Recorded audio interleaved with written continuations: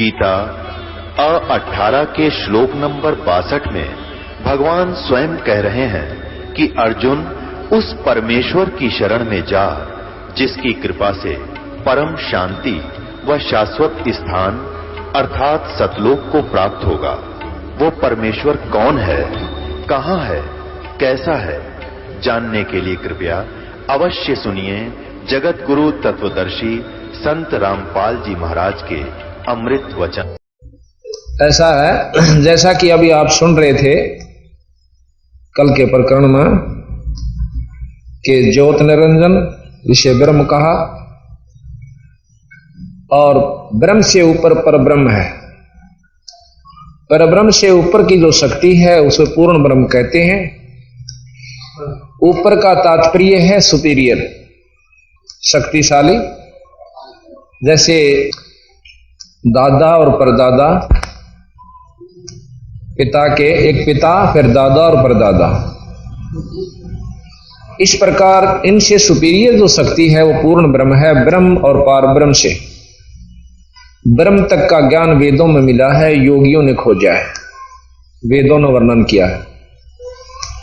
उससे आगे का जो ज्ञान है परब्रह्म तक की वर्णन अवश्य है लेकिन जानकारी नहीं है, क्योंकि सहस्रार कमल तक ब्रह्म है, ब्रह्म से ऊपर पार ब्रह्म है। योगियों का कितना वर्णन नहीं पाता कि भी उन्होंने पार ब्रह्म को सहस्रार कमल में बताया, ब्रह्म को बताया।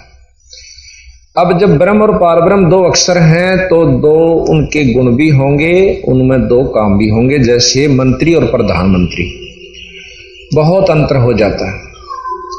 अब कोई नौका ब्रह्म कोई परब्रह्म कहते हैं और परब्रह्म को ही पूर्ण ब्रह्म कहते हैं, ब्रह्म को ही पूर्ण ब्रह्म कहते हैं, ऐसा नहीं।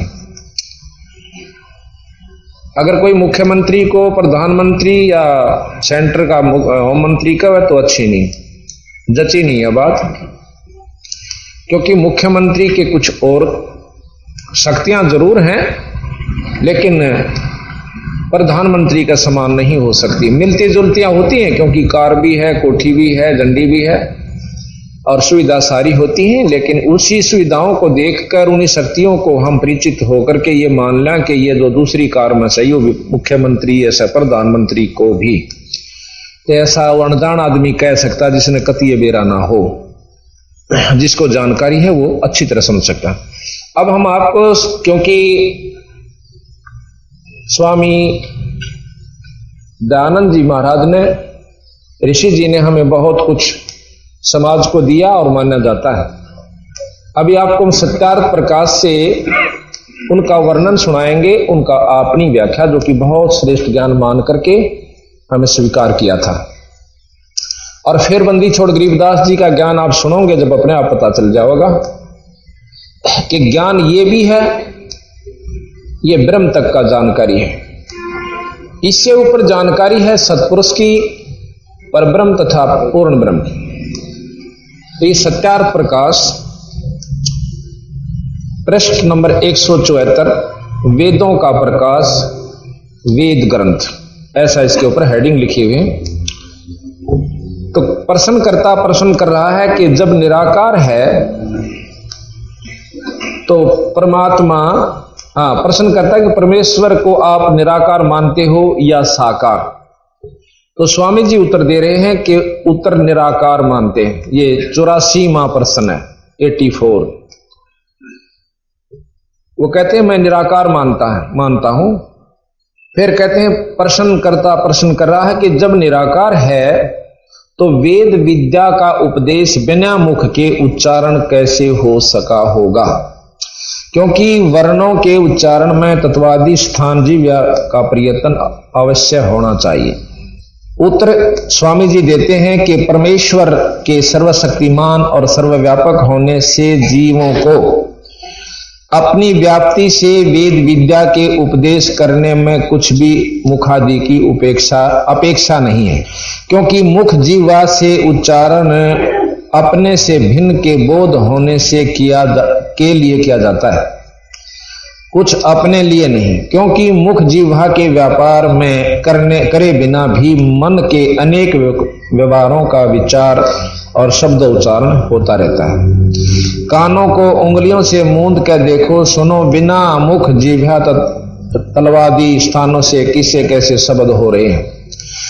वैसे जीवों को अंतर्यामी रूप से उपदेश किया है, किंतु केवल दूसरों को समझाने के लिए उच्चारण करने की आवश्यकता है। जब परमेश्वर निराकार सर्वव्यापक है तो अपनी अखिल वेद विद्या का उपदेश जीवस्थ स्वरूप से जीवात्मा में प्रकाशित कर देता है, फिर वह मनुष्य अपने मुख से उच्चारण करके दूसरों को सुनाता है। इसलिए ईश्वर में दोष नहीं आता।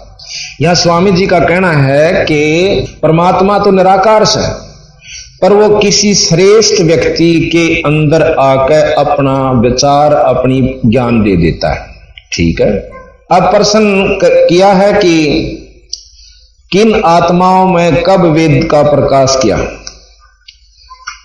उत्तर दिया स्वामी जी ने कि संस्कृत भी लिखा है, या किसी ब्राह्मण का आगे प्रकरण भी दे रखा है। प्रथम सृष्टि की आदि में परमात्मा ने सबसे पहले भगवान ने अग्नि, वायु, आदित्य तथा अंगिरा इन ऋषियों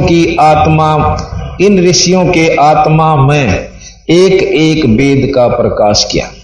अब विचार से सुनते जाइए कि एक ऋषि की आत्मा में परमात्मा ने एक वेद का ज्ञान दिया।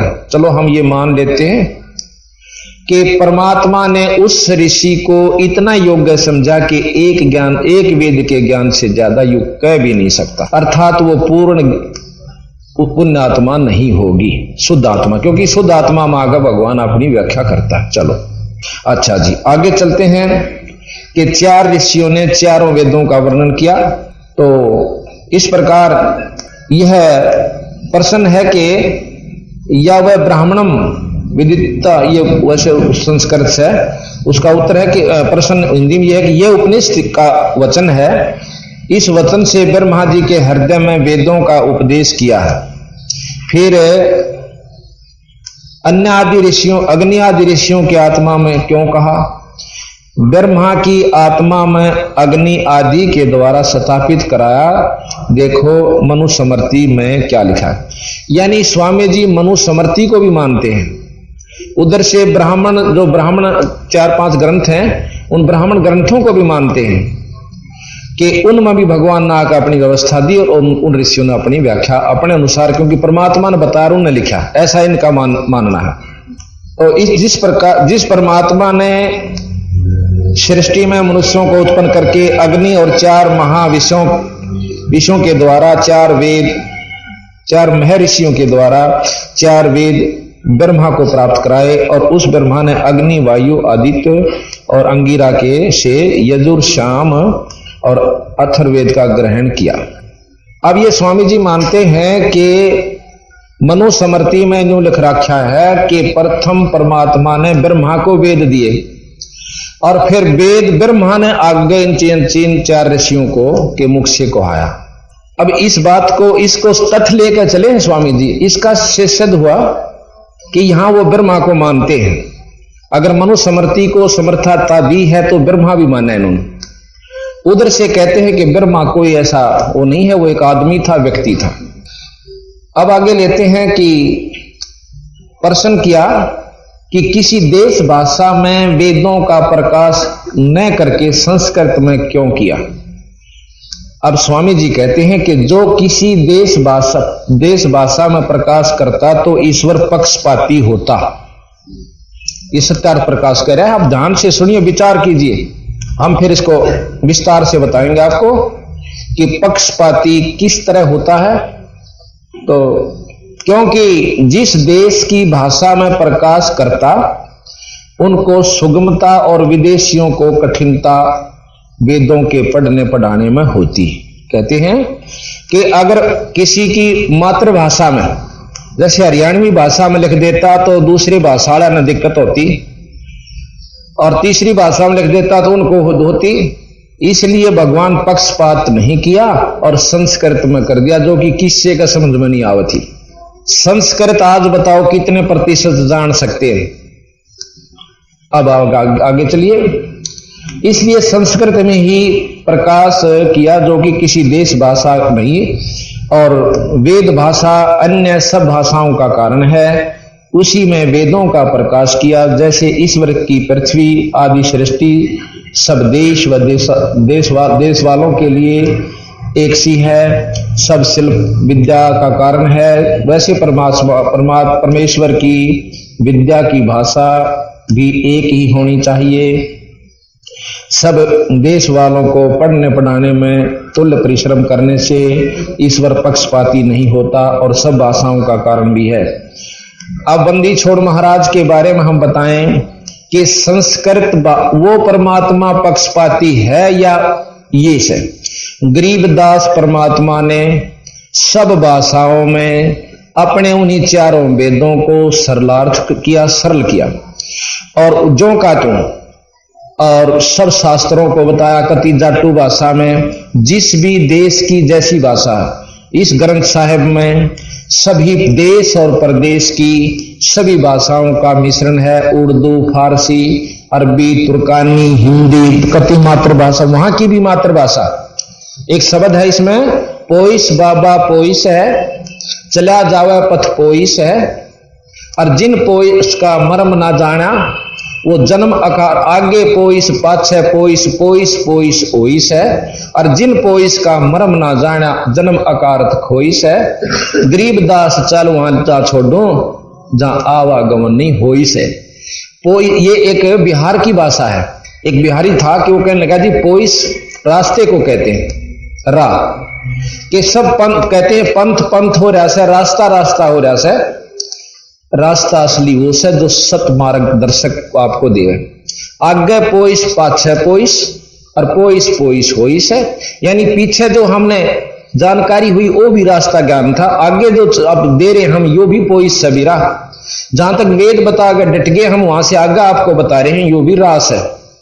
और कहते हैं जिन पोइस का मर्म नहीं जाना वो जन्म अकारत खोइस है।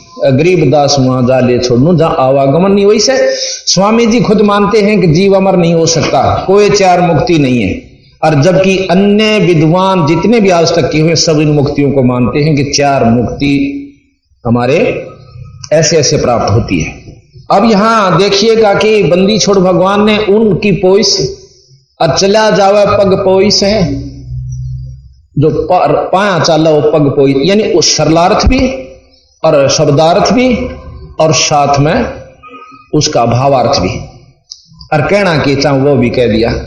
पोइस चला जावे पद पोइस है, जो पाए चाल कर जा रास्ता राई हो से, उस पोइस का यहां कोई नहीं जानता, और वहां पत्थर नहीं जानते पग ने, तो दोनों को समझा दिया चला जावे पग पोइस है, पाया चाल है वो पोइस है। उस पोइस को हम भी समझ पाए कि पग पाया चाल पड़े, उसने राह का आकर रास्ता से। तो भगवान यू अच्छा ने गटमट करके चार आदमियों के सीमित कर दी, और उन्होंने अपने ढंग से गोट कर उस विद्या को गलत किया, किसी प्रकार भी प्रचार किया, और आज दुनिया को नास्तिक बना दिया अपने स्वार्थवश। तो जब तक हमने बंदी छोड़ गरीबदास जी के शास्त्र का ज्ञान नहीं होगा, इतने हम भक्ति पकड़ नहीं सकते, रास्ते लग नहीं सकते। इन्होंने कभी किसी की क्रिटिसाइज नहीं करी, और ये जो ग्रंथ साहब सत्यार्थ प्रकाश है इसमें केवल क्रिटिसाइज 90% भरी हुई है। ये प्रश्नोत्तरी न्यारी है, आपको आगे दिखाएंगे कि उस पंथ में ये घटियापन से, उसमें ये घटियापन से, वो इतने गंदे हैं, वो ऐसे करते हैं। कबीर साहब के बारे में आपको जानकारी मैंने दी थी, ABC का भी ज्ञान मेरे ख्याल के बिल्कुल प्रमाणित है कि स्वामी जी ने नहीं था बंदी छोड़ के बारे में, और फिर भी लिख दिया कि वो तो एक तुच्छ बुद्धि जीवों का रास्ता से, और जो है ना उसके से नीच व्यक्ति इकट्ठे हो जाया करते, उन पर अपनी धाक जमांदा जाए पाछ लोगों ने उसको सिद्ध बना लिया। कोई नहीं, जैसा भी कोई लिखे अपने लिए लिखता है, अपनी बुद्धि अनुसार नहीं लिख सकता है, कोई ऐसी बात नहीं। अब आप जानकारी पूर्ण रूप से हो जाओगे जब आपको पता चल जाएगा कि बंदी छोड़ क्या चीज थी। तो यहां लिखा है, इसलिए एक ऋषि ने एक ही उसका बोध था, क्या नाम है, वेद का, अर्थात वो ऋषि भी पूर्ण नहीं था। और बंदी छोड़ने जब एक ने चारों वेद, 6 शास्त्र, 18 पुराण, 11 उपनिषद, महाभारत, गीता, एक अनपढ़ आदमी के लिए जिसको कति ज्ञान नहीं है, उसके लिए ये सब ज्ञान इसलिए इस तरह समझो कि कहीं कुछ हुआ ना हो। आप नवजात शिशु को 10 साल के बच्चे ने पकड़ो और उससे पूछो कि महाभारत कब हुई थी, वेद के बताओ से, वो नहीं बता सकता। वो कन्नो कहेगा के उसे वेद किसे कहें से वेद। और ये 10 साल के बच्चे ने बंदी छोड़ कबीर साहब गरीबदास जी ने अपनी वो चारों वेद बताए, 18 पुराण, 11 उपनिषद, महाभारत, गीता, वो सब कुछ लिख दे और फिर अगला अपना भेद बता दिया। यहां तक बिल्कुल सही मिला दिया कि ये ठीक से भाई। अर्थात उस बच्चे ने जब वो पिछला ज्ञान था तो आगे जो लिख रहे हैं वो गलत नहीं हो सकता जब पिछला सही मिला है। तो इसके बाद हम आपको बताते हैं आगे बंदी छोड़ने, ईश्वर निराकार है, वह आकार में नहीं आता। ये 155 पेज पे है। और उधर से आपने यजुर्वेद के 5वें अध्याय के 32वें श्लोक में कल परसों हमने बताया था कि वो खुद मानते हैं, वेद मानते हैं। महर्षि जी तो चाहे ना भी मानते, परंतु वेदों का तो सरलार्थ उन्होंने जो का तुम किया कि वो ईश्वर, वो कबीर नाम का परमात्मा एक, और वो सर्वव्यापक है, जिससे सारी सृष्टि चेतन है, सबका आधार है। वो अपने सत धाम युक्त है। धाम स्थान को कहते हैं। जब भगवान का स्थान है, लोक है, तो वो आकार में भी है, अर्थात निराकार निरा नहीं है। यही कबीर साहब कहते हैं कि वो आकार में भी है। आकार किसे कहते हैं? जैसे हमने निर्गुण सरगुण निराकार शक्ति क्या होती है, जिस प्रकार प्रधानमंत्री अपने निवास स्थान पर या कार्यालय में या कहीं अपनी सरकारी दौरे पर होगा आकार रूप में, पर प्रधानमंत्री की निराकार शक्ति सत्ता, उसकी धाक हिंदुस्तान के कण कण में व्यापक है, कोने कोने में। उसी प्रकार मुख्यमंत्री की भी निराकार शक्ति अपने राज्य में के कण कण में व्यापक है।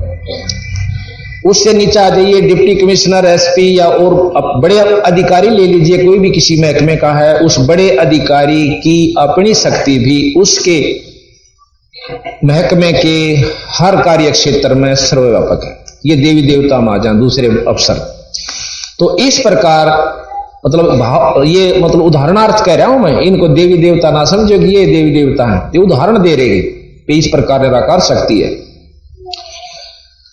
तो इसी प्रकार निराकार रूप में निरंजन अपने लोक में है, जैसे आपको कल दिखाया था। इसका अलग से एक लोक भी है और आकार रूप में, और निराकार रूप में सर्वव्यापक है अपने 21 ब्रह्मांड में, जैसे मुख्यमंत्री अपने राज्य में पूर्ण रूप से व्यापक है। इससे ऊपर परब्रह्म है, अक्षर पुरुष का, जिसके नीचे पता नहीं कितने निरंजनांश, और वो भी जैसे मुख्यमंत्री के नीचे 10-12 जिले, कई बड़े राज्यों में 20-20, 25-25 भी हैं जिले आते हैं, डीसी आते हैं, आईएएस अफसर आते हैं, कमिश्नर आते हैं। और इनसे ऊपर मुख्यमंत्री प्रधानमंत्री है, जिसके नीचे कई मुख्यमंत्री उनके आ जाते हैं, यानी वो ज्यादा शक्तिशाली है। कबीर साहब ने जो का तो भेद दिया है, और महर्षि दयानंद जी तथा अन्य ऋषियों ने केवल ब्रह्म तक की जानकारी दी है। ये आप सत्कर मानिए। प्रश्न क्या कि ईश्वर साकार है कि निराकार? उत्तर मिला निराकार, क्योंकि साकार होता तो व्यापक नहीं हो सकता। जब व्यापक है न होता तो सर्वादि गुणों भी ईश्वर के में न घट सकते, क्योंकि परिमित वस्तु में गुण कर्म स्वभाव की परिमित नहीं है, परिमित रहते हैं। वह शीतोषण, अक्षुधा, तृषा और रोग दोष, छेदन भेदन से भी रहित नहीं हो सकता। ये सब जैसे राजा नौका को तो भूखा भी मर सका है, नौका ना भाई, जैसे ही इनका भाव ये है कि भगवान आकार में है तो उसके सारे दुख होंगे, ये गलत है। जब परमात्मा ही हो गया उस पर दुख किसे, चाहे आकार में है चाहे निराकार में। इब कोई नौका कि राजा निराकार शक्ति नहीं हो सकती, ना आकार में नहीं रह सकता, क्योंकि वो भी आम आदमी की तरह दुखी होना पड़ेगा, उसने भूखा भी मरना पड़ेगा, मच्छर भी खाएंगे। ये कति नहीं हो सकता राजा में। राजा के पास वो सुविधा है, वो ठाठ करेगा और आकार में रहेगा। तो ये मतलब है सतगुरु कबीर साहब अनुसार, गरीबदास जी अनुसार कति मिथ्या भाषण है। ये भी नहीं कहेंगे कि मिथ्या है कि इनको जानकारी इतनी थी कि परमात्मा आकार में नहीं आ सकते। अब जंगल में रहने वाले जंगलियों को कदे जान कभी राजा नहीं देखा हो और ना राजा के बारे में पता हो किसा होया करे, पर भय जरूर न हो, भयभीत हो जाते हैं। जैसे राजा के अनुचर जाकर उन्हें कूट छेत दें, गोली ताई मार दें, उनको बदमाशी करते हो, तो उनको भय जरूर से कि कोई शक्ति सी है जो वहां से आकर हमने तंग कर जाती है, जैसे अवतार जाते हैं यहां से वहां से आते हैं।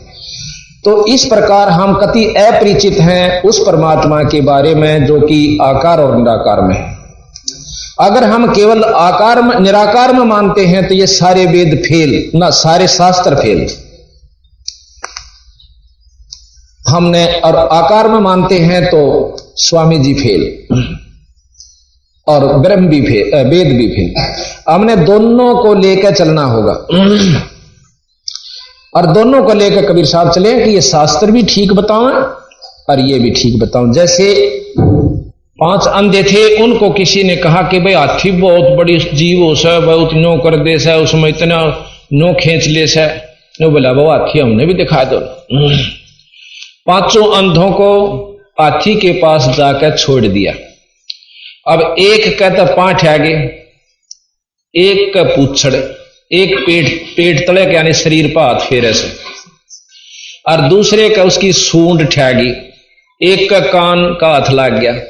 पूर्ण विवरण ले लिया उसका कान का, किसा हो से छाज कैसा हो से, अपने मन में विचार किया। फिर हाथी के पांव जिसके ठहरे थे वो आकर के फिर पूछा भाई देखा है हाथी? खूब देखा है। ये जो समाधिस्थ होने वालों के ऊपर व्याख्या है अनजानपने में। तो वहां क्या हुआ, जिसका पांच आए थे उन्होंने बोला हाथी बताओ किसा हो से? अग देख थांब का हाथ लाके बोला थांब कैसा हो से। जिसका पुछड़ ठाई थी ने बोला पटे कैसा हो सा हाथी। जिसका कान्ना का विवरण लेकर आया था पूरी जानकारी ने बोला छाज देखा है हाथी, छाज कैसा हो से जैसा होता है। और सूंड ठाई थी ने बोला एक रबड़ की नाली सी हो ना मोटी, ईसा हो सा हाथी। और छोड़ने ने हाथी तो भाई थांब कैसा हो से। जिसका पेट पर हाथ फेरा था ने बोला बेटोड़े कैसा हो सा हाथी थे, क्यों करड़ा करड़ा भी हो से और भार भी इतना हो से।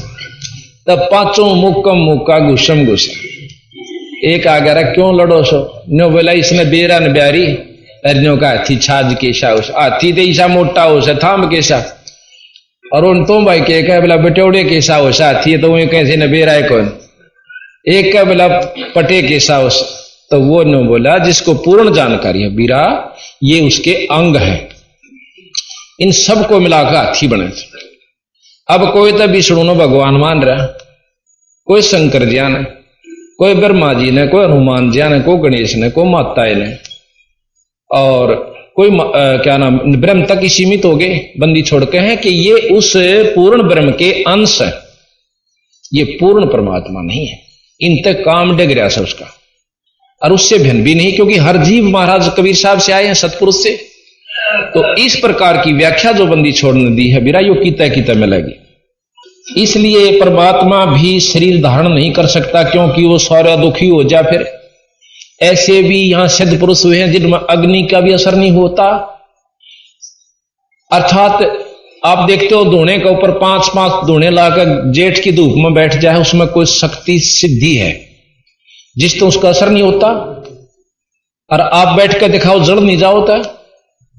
तो इसका मतलब यह है कि जब उस एक व्यक्ति में मनुष्य धार शरीर करके आ रहा है एक संत भगत है और वो साधना कर रहा है उसका आगे भी असर नहीं कर रही तो परमात्मा तो उस तो बहुत सुपीरियर शक्ति है और वो आकार में आ जाता उस पर भी कोई है जहां पर उस पर कोई भी ये 5 तत्व असर नहीं करते। तो इस प्रकार हमने जो जानकारी थी वो यही थी। अच्छा दूसरी तरफ के लिखते हैं वेदों में आपको बता दिखाऊंगा कि महाराज कबीर साहब तथा अन्य शास्त्र और कबीर साहब भी उसको मान्यता देते हैं कि एक इंद्र नाम का भगवान से देवता है जो इंद्र लोक में रहता है। जैसे चीफ इंजीनियर होया करे और वो पानी का सारा प्रबंध यानी पानी बरसाना बादल करना ये सब उसके अंडर आते हैं। लेकिन और सारे ठाठ करता उसके इतनी उर्वशी है ऐसा लिख रखा है, वो नो नाचता है ऐसे रहता है ऐसे ठाठ है उसके तरह कितनी को सुंदर सुंदर औरतें हैं वहां नाचती रहती हैं, ऐश करता है। तो वेदों में लिखा कि वो ऐश्वर्यवान भगवान से। अब बताओ यही खंड हो जाता है स्वामी जी का वर्णन कि उस पे फिर तो अगर वो आकार में है तो उसका वो सारे गुण सुख और दुख उसको सेध देंगे।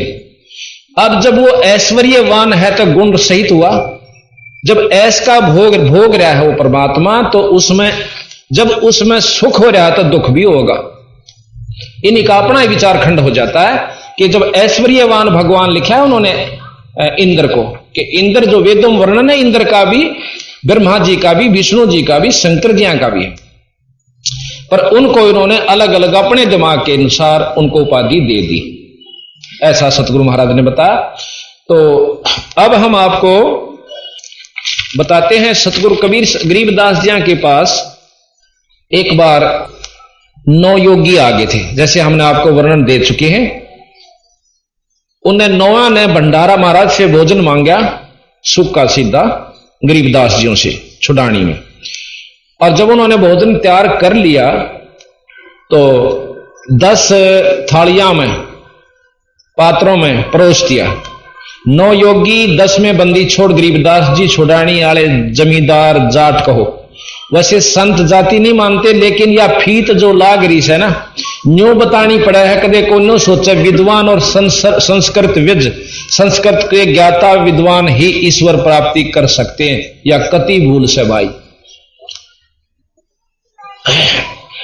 इस चौंध को तोड़ने के लिए हम जाति जो संसारिक है बतानी पड़ रही है। जैसे रविदास जी को बताया कि वो चमार जाति में थे, इसलिए कि उन्होंने 700 ब्राह्मणों को भी नतमस्तक कर दिया, अर्थात विद्वानों की विद्वता की आवश्यकता नहीं, आत्म कल्याण के लिए। तो सभी जब 10 थालियां में खाना परोस दिया गया और महाराज गरीबदास जियों को भी उन्होंने विनय करके बिठा लिया कि आप भी भोजन पा लो। सतगुरु महाराज कहे थे आप भोजन पाओ, हम तो यहीं रहते हैं, फिर बाद में खा लेंगे, नहीं आपने जरूर खाना होगा। सतगुरु महाराज बैठ जाते हैं। 9 योगी बैठ गए, 10 योगेश्वर जो कि आकाश से उड़ के आते हैं, और महाराज जी भी बैठ के खड़ा होकर एक ने शंख बजा दिया। 33 करोड़ देवता आकाश मार्ग से आकर के साधु रूप में वहां सारी छुड़ानी की जमीन पर खत्म हो जाते हैं। बहुत दूर तक ग्रीष्म ऋतु थी, पहले जमीन खाली पड़ी रहा करती थी, और कहने लगा वो योगी कि इन सबको भोजन करवा दो। बंदी छोड़ने अपनी शक्ति से उन सबको अपनी थाली पर चादर डालकर और सबको भोजन, वहीं से ऑटोमेटिक अपने आप थालियां चलती हैं, सबको भोजन करवा दिया। इस शक्ति को देखकर वो 9 योगी कहने लगे, हे महाराज, हमने नहीं मालूम था कि आपकी स्तुति सुनी थी, आपकी महिमा सुनी थी, पर न्यों नहीं पता था कि आप सच्चे इतने महान सो। फिर बंदी छोड़ने बोले कि तुम न्यों सोचते हो कि मैंने वेद के बारे में ज्ञान नहीं है, अब मैं आपको वेद के बारे में ज्ञान देता हूं। महाराज जी कहते हैं कि वेद जहां तक ज्ञान देते हैं हम उसको सत्य मान रहे हैं। गरीबदास जी महाराज कहते हैं असत्य नहीं माना हमने, लेकिन उस वेद के ज्ञान से काम नहीं चलता, जीव जन्म मरण तक बंध खत्म नहीं होता, ऐसा सतगुरु महाराज का कथन है। अब आप सुनिएगा। एक समय 9 योगेश्वर बार बार कह रहे थे कि वेदों में ऐसे लिखा है, वेदों में यह साधना लिखी है। कभी कहते थे वेदों में यह क्रिया लिखी है, ब्रह्म रंध्र खोलने की। यह वेद किसे कहते हैं, कृपा बताने का कष्ट करें। यानी प्रश्न किया सतगुरु महाराज से गरीबदास जी, बंदी छोड़ उत्तर देते हैं। तो ये मतलब एक प्रश्न उत्तर चल रहे हैं। ऐसे ही एक रमलू नाम का भगत, गुरु भगत था, गुरु भगत से प्रश्न करता है, बंदी छोड़ के शिष्ट है। तो वो उत्तर दे रहा है कि बंदी छोड़ ने मेरे सामने के वर्णन किया। भाई रमलो, जब 9 योगेश्वरों ने वेद ज्ञान को श्रेष्ठ बताना चाहा, तब महाराज ने चारों वेदों के सारे मंत्रों की गिनती कर बताई तथा कही कि 5वां वेद मुक्ति का है, जिसे सूक्ष्म वेद कहते हैं।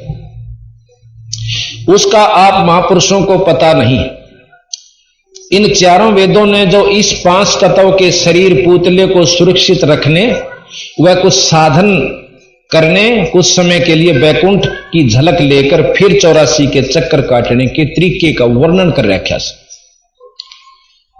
महाराज जी ने बताया कि हे योगेश्वरो, आपको यह भ्रम होगा कि गरीबदास जी को वेदों का अर्थ या ज्ञान नहीं, जानकारी नहीं है। तो कहने लगे अब सुनो, वेद का अर्थ ज्ञान यानी ज्ञान भी बोलना से इसने, अब ज्ञान कह लो चाहे ज्ञान कह लो, बात अपनी भाषा समझाता हो सर कि ज्ञान की फिर परिभाषा की है, ज्ञान किसे कहें। वेद का अर्थ ज्ञान होता है। 4 वेद हैं, चारों में अलग अलग ज्ञान है। वेद की उत्पत्ति का भी कई महापुरुषों को भ्रम है कि कोई कहता है कि 4 ऋषि परमात्माओं ने सर्वप्रथम पैदा किए। अब ये देखो ना, वो 4 ऋषि भी तो भगवान ने पैदा किए होंगे। इन चारों से ने समाधिस्थ होकर वेद ज्ञान लिखा, प्रत्येक ने एक एक वेद की रचना की। यहां एक संशय उत्पन्न होता है कि वे ऋषि ज्ञान संपन्न नहीं थे, क्योंकि एक ऋषि को एक ही वेद का ज्ञान था, दूसरे का नहीं। ऐसे अधूरे ज्ञान वाले व्यक्ति महापुरुष से यह उम्मीद नहीं की जा सकती कि उनका ज्ञान श्रेष्ठ है। सर्व ज्ञान उत्पन्न हो, सर्व ज्ञान संपन्न तो एक ही बहुत है। जिस प्रकार कबीर साहब ने चारों वेद व 18 पुराणों, 6 शास्त्रों और 11 उपनिषद, गीता जी, भागवत, रामायण, महाभारत का पूर्ण ज्ञान देकर के मुसलमान धर्म का भी ज्यों का तो वर्णन, चारों कतेबों व मोहम्मद की उत्पत्ति तक का ज्ञान दे रखा है कि मोहम्मद जो मुसलमान धर्म के प्रवर्तक हैं वो कैसे उत्पन्न हुए और कौन से लोग आए थे।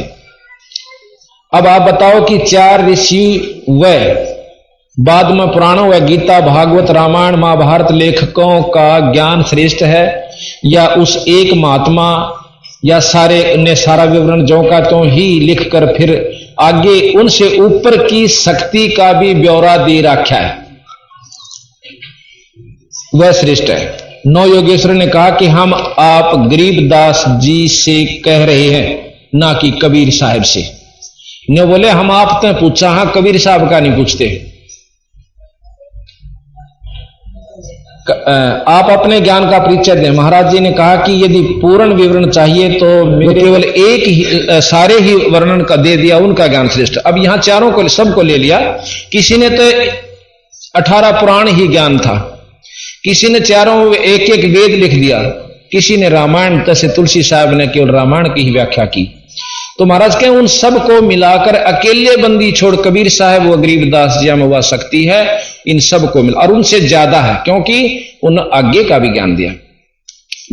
सारा विवरण जौका तो ही लिखवा कर और फिर आगे का उनसे ऊपर की शक्ति का ब्यौरा दे रखा है, वह श्रेष्ठ है।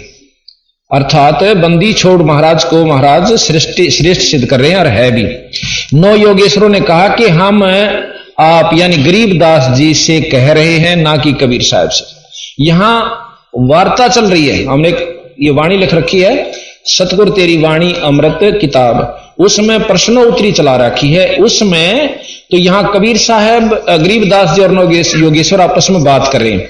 तो गरीबदास जी ने अपने आप को छुपा के और अपने पूज्य गुरुवर पूर्ण ब्रह्म कबीर साहब की महिमा सुनाई उन ऋषियों को। तो वह दो कहने लगे कि ये तो चलो ठीक है, कबीर साहब ने तो कुछ भी किया, आप में क्या जानकारी है, आपको क्या ज्ञान से। उन्होंने धोती कुर्ते वाला जमींदार दिखा कि कुछ नहीं जानता हूं, बात बात बनावस। तो आपको क्या जानकर, हम आपसे पूछ रहे हैं, कबीर साहब से नहीं। आप अपने ज्ञान का परिचय दें। महाराज जी ने कहा कि यदि पूर्ण विवरण चाहिए तो हम मेरे द्वारा लिखवाया गया ग्रंथ तुम्हारे चारों वेदों को मिलाकर भी ज्यादा मंत्रों वाला है। वेदों का विवरण सुनो। 4 वेद हैं, ऋग्वेद, यजुर्वेद, सामवेद, अथर्ववेद। ये चारों वेद बताए। ऋग्वेद में क्या है, इसमें स्तुतियां हैं, भौतिक ज्ञान, निरंजन ज्योत स्वरूप तक का है। इसमें 10 मंडल, 8 अष्टक और 64 अध्याय, 85 अनुवाक और 1028 सूक्त हैं और 1024 वर्ग 1024 वर्ग, 10,552 मंत्र और 2,53,792 शब्द और 209 देवता और 354 ऋषि यानी इसमें पात्र बना रखे। ये ऋग्वेद का वर्णन है। अब इसके कुल मंत्र जो हैं, अपने जो मंत्र हैं इसमें वेद मंत्र इसमें लिखा है 10,552। अच्छा, यजुर्वेद में लिखा है कर्म कांड है, यज्ञ का वेद है, इसमें 40 अध्याय और 1975 मंत्र हैं, 90,525 शब्द हैं, कर्मों व यज्ञों का विस्तार पूर्वक वर्णन है।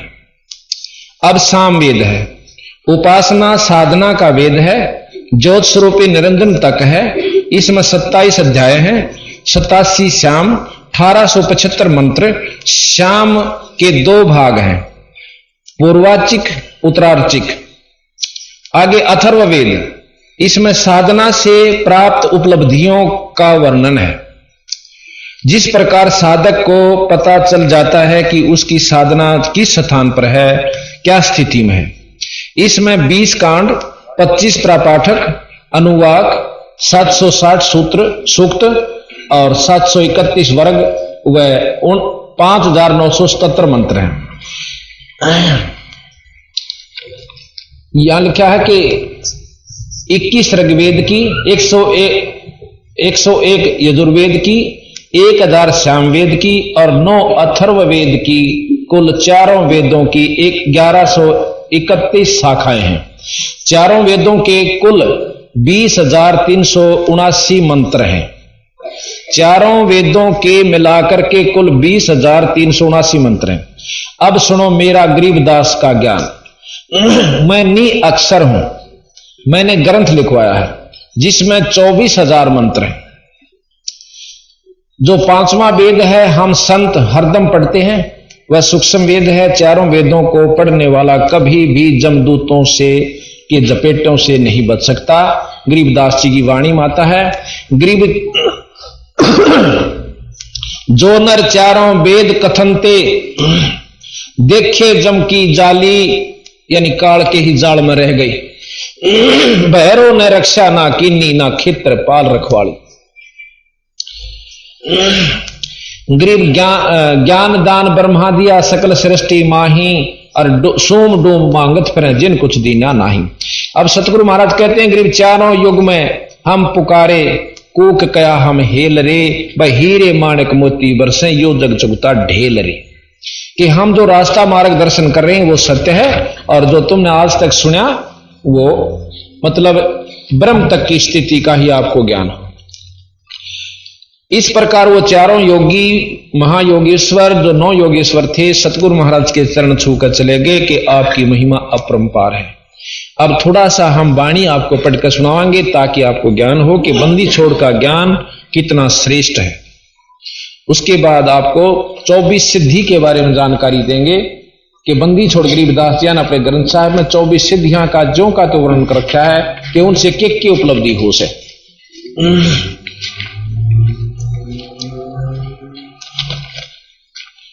सतगुरु महाराज गरीबदास जियों का मूल ज्ञान थोड़ा थोड़ा सुनाएंगे, क्यों ज्यादा तो ये अकेला मूल ज्ञान इतना अनुमान 10 दिन में इसका व्याख्या हो। बंदी छोड़ महाराज कहते हैं, बेदे संग मिले दिलदानी, जद ये पावे अक्त कहानी। उन्होंने समझना लगे कि महाराज हमने तो ना सुना था। वो योगी कहने लगे कि ऐसा ज्ञान बंदी छोड़ हमने तो नहीं सुना था। न बोले बेदी संग लीजे दिलदानी, जिसने वो जानकारी हो उसके शिष्य बनो। आप मेरे से उपदेश लो, लायक पल में पहुंचाऊं तो पर मानता यहां कोई नहीं। जो जहां रंग चुका है, जहां बैठ चुका है, उसे ऊपर न सर करने जी नहीं करता, बल्कि ज्ञानी होकर के श्रेष्ठ ज्ञान को नकारा कर देते। बेदी संग मिले दिलदानी, जदिया पावे अक्त कहानी। प्रथम अंजल संयम राखे, योग लक्षण सब सतगुरु भाखे। प्रथम है अंजल संयम, यानी कम खावे, थोड़ी रोटी खावे, घनानो भरे नहीं पेट को, और कम पानी पीवे, यानी आवश्यकता अनुसार खावे। इतना भी नहीं ज्यादा खा ले कि आलस बन जावे, उठ ना सके या कई बार टट्टी जाना पड़े, यानी थोड़ा खावे और फिर साधना शुरू कर दे। योगियों को बताते हैं, फिर अपना रास्ता बताऊंगे। क्रिया नेम गणेश बखानो, धोती नीति कर अस्थानो, अजरी बजरी बंद बाई, द्वादश खेच पताल समाई, बामा चरण गुदा में लावे, आसन इंद्री मूल समावे। ये सिद्धासन है कि बाएं पांव की एडी गुदा और लिंग के बीच में स्थान है, जिसमें वहां लगावे और दूसरे ने उसके ऊपर धर ले दाएं ने, इसको कहते हैं सिद्धासन। बंदी छोड़ के कदे नो सोचते हो कि न क्या का नहीं मालूम था, ये बता रहे।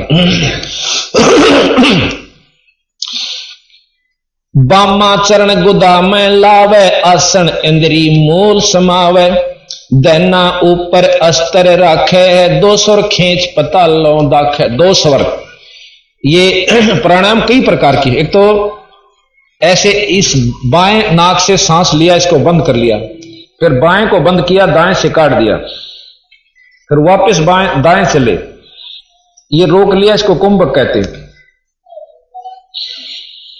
फिर वापस इसी से निकाल दी। ये एक पूरा प्राणायाम हो जाता है।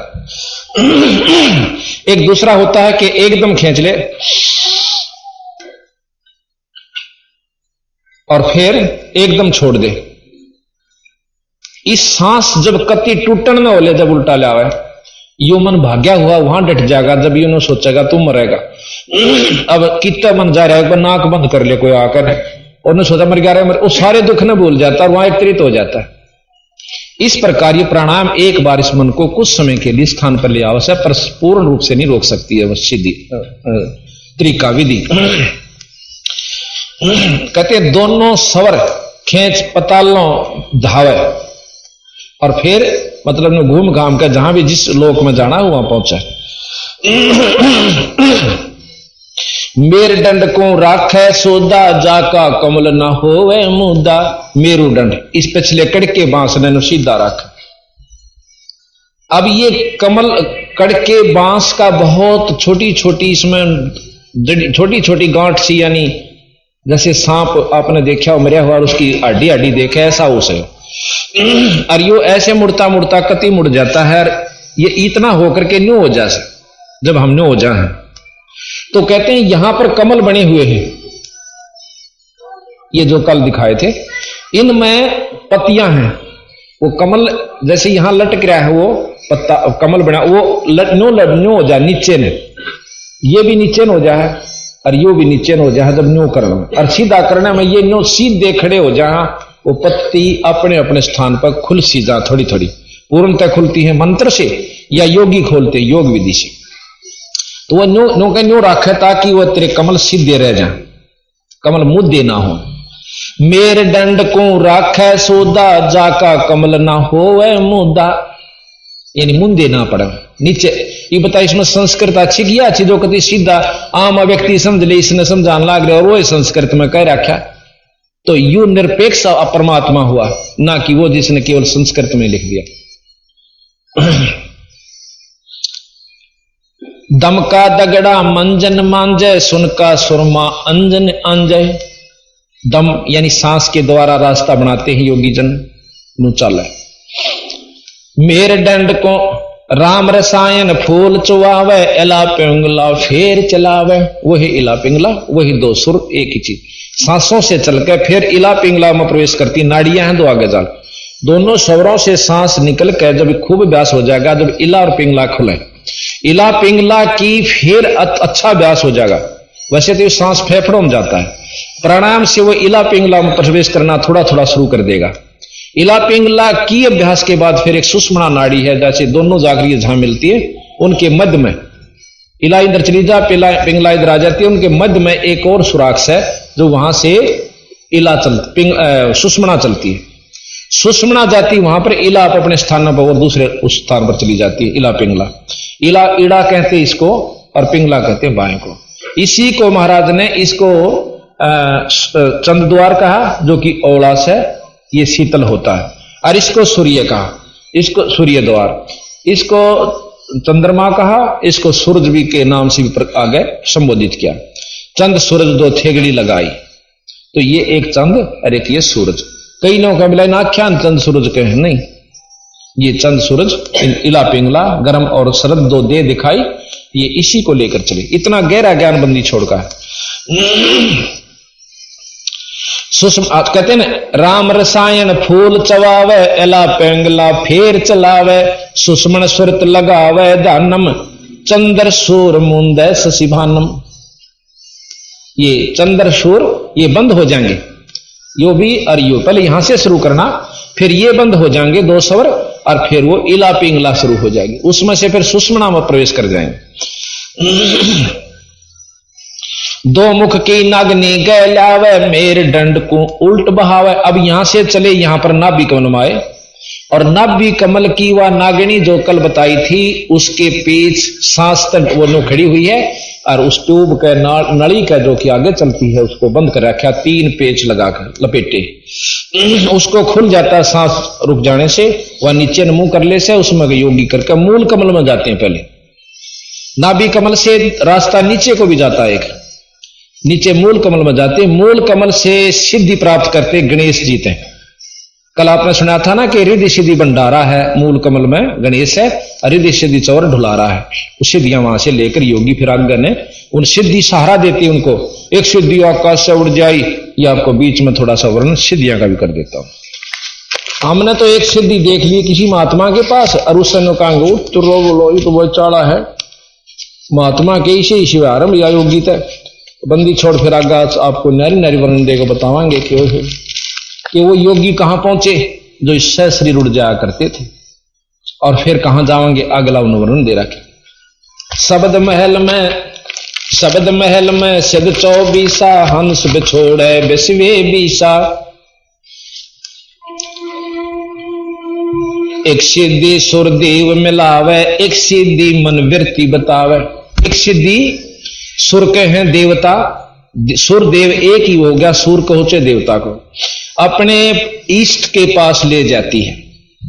जो जिसका उपासक, जैसे विष्णु उपासक भी योग विधि कर रहा है, तो उसकी एक सिद्धि है जो सुरदेव मिलावे, उसके उस देव के पास वह सिद्धि ले जाकर छोड़ देगी। ये 8 सिद्धि दो कुल बंदी छोड़ने 24 सिद्धियां बता रखी। एक सिद्धि सुरदेव मिलावे, एक सिद्धि मन वृत्ति बतावे। एक सिद्धि ऐसी होती है, आपने देखा होगा कि भाई एक महात्मा ऐसा है, उधर चले जा ना जानते न बता दे रहा तो कौन सा गांव मत आया है, और के सोच रहा था तू, उड़े सी खड़ा था, उड़ा के सोच रहा था, और फिर कोई प्रश्न करना है उसकी आप बता दे तू ये कहना चाहो। मंदी छोड़ के हैं इस तरह उसने परमात्मा प्राप्ति वाला आदमी ना संत ना समझियो।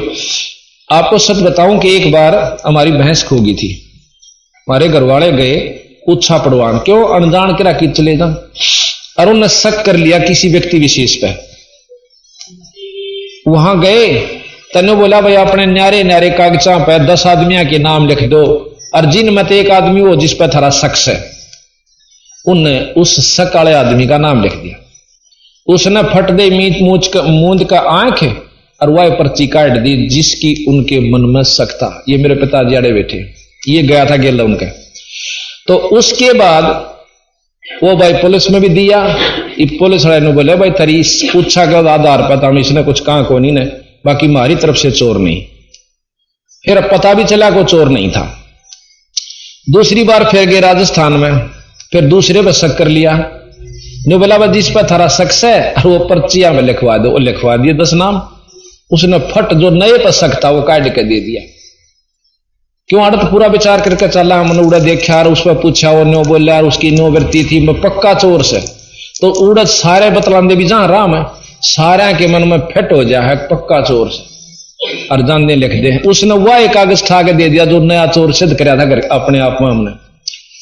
उन्होंने बोला यू चोर से। फिर आए वो उसको न पंचायत करी, भाई क्यों खाम खा गदी गेट बना रहे हो, काल उसने चोर बताओ थे, आज यू बताने लग रहे।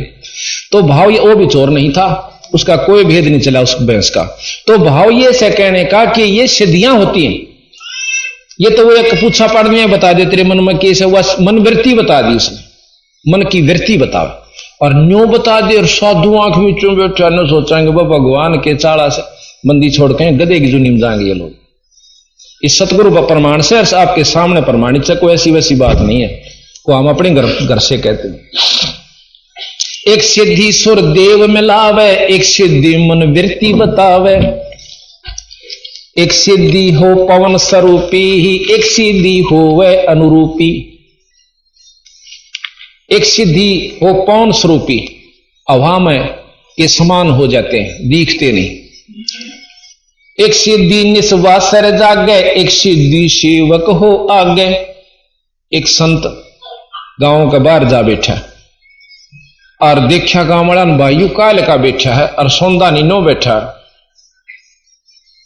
और या घूम फिरावा से फिर बैठ जा। हमने सुता नहीं देख लिया, आज 3 दिन हो गए ना आंख नीचे, और लोग क्या देखने लगे 10 दिन हो गए सोए नहीं।